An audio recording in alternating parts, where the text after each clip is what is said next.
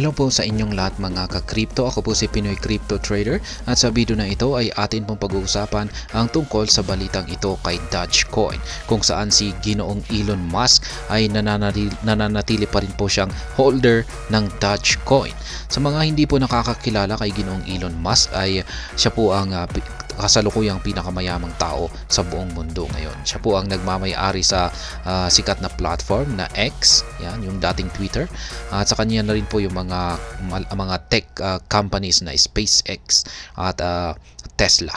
Kaya ayan. At maliban po rito ay kilala po si Ginoong Elon Musk na nagdulot po ng ilang beses na hype sa mga iba't ibang mga cryptocurrencies, lalong-lalo na po kay Dogecoin. Kaya ayan, ngayon po sa balita na ito ay hanggang ngayon daw po ay nananatiling holder daw po ng Dogecoin ito si Ginoong Elon Musk. At ayan, bago po tayo magpatuloy ay nais ko lamang po munang bigyang linaw ang aking disclaimer kung saan ang nilalaman po ng video na ito ay hindi po ito isang financial advice. For education and information purposes lamang po ang layunin nito. Maliban po dito ay nais ko na rin pong magbigay babala na wala pong kahit anumang group chat ang Pinoy Crypto Trader. Yan po siya. Sa mga hindi po nakakakilala sa kanyang itsura, yan, parang malalim yung kanyang iniisip. Tesla and SpaceX CEO Elon Musk remains a steadfast supporter of Dogecoin, holding a substantial amount of the cryptocurrency personally, while his company SpaceX holds Bitcoin. Kaya yan, nananatili pa rin na maging yung kanyang mga kumpanya na Tesla tsaka SpaceX ay yan, todo suporta dito kay Dogecoin. Yan. Samantala yung kanyang kumpanya na SpaceX ay meron din pong hold na Bitcoin. Kaya yan, kaya Dogecoin at saka parang Dogecoin at saka Bitcoin yung kanilang mga holdings dito. Elon Musk, the CEO of Tesla and SpaceX, has reaffirmed his support for the cryptocurrency Dogecoin.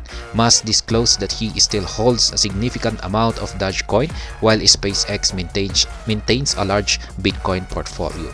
Kaya yan, kinumpirma po ni Ginoong Elon Musk na siya po ay nananatiling sumusuporta dito kay Dogecoin.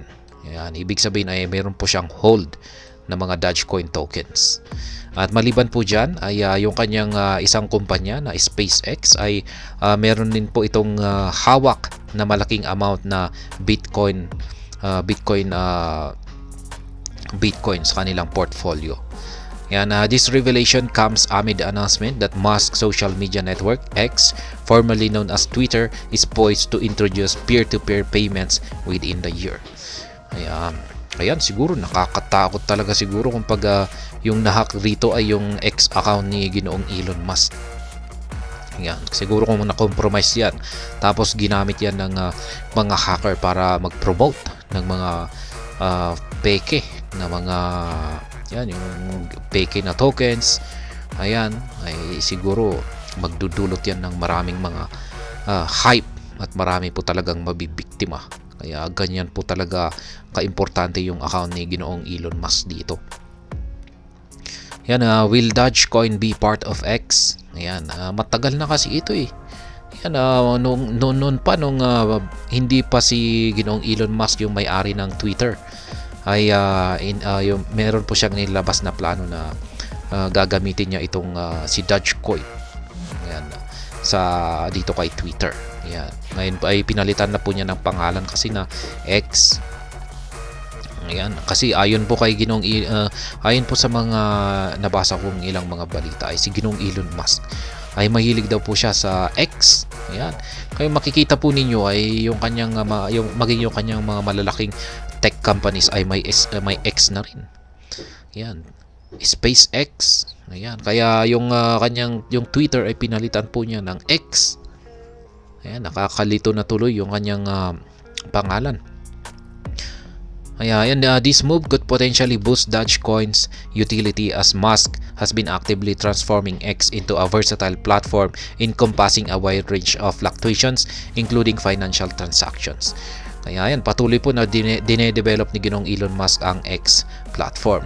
At mukhang ito po yung magiging sunod na parang YouTube at saka Facebook na. Or parang kombinasyon na yan ng Twitter, YouTube. Ayan.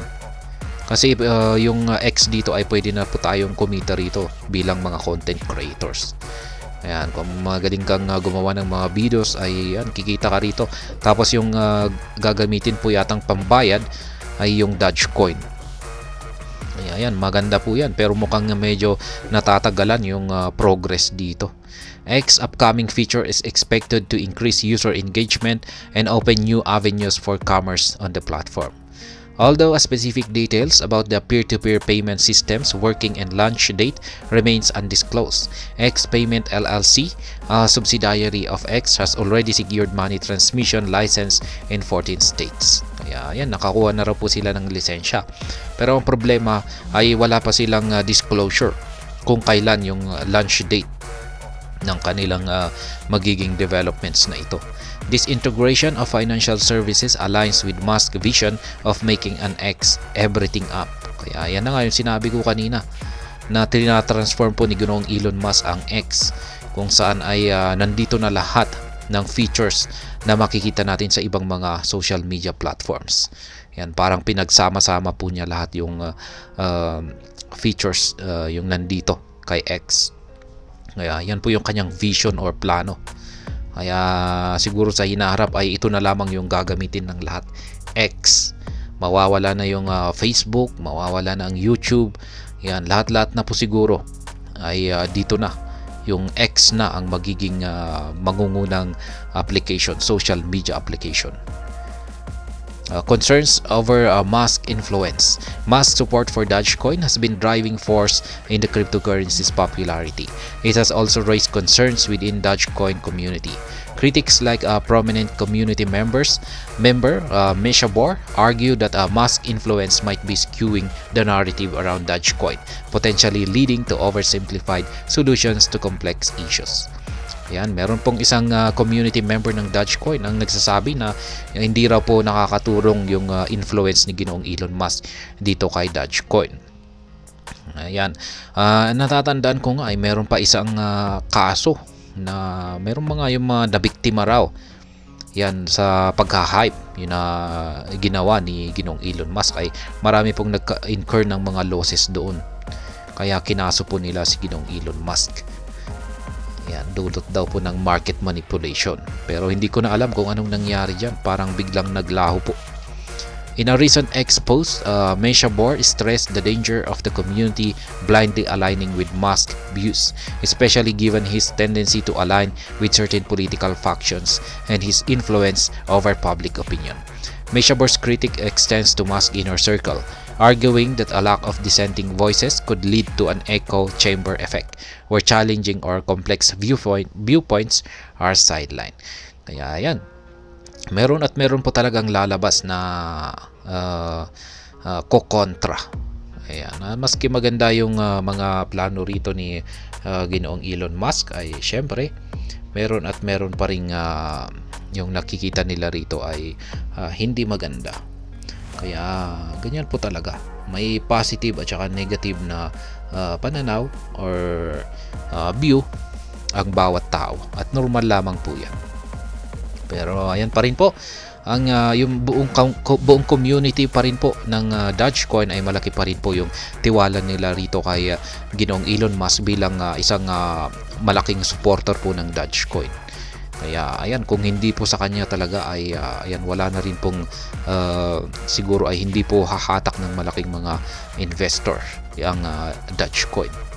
Kaya ayan, maraming mga investor po talaga na nag-i-invest dito kay Dogecoin dahil dito po nag-i-invest si Ginoong Elon Musk.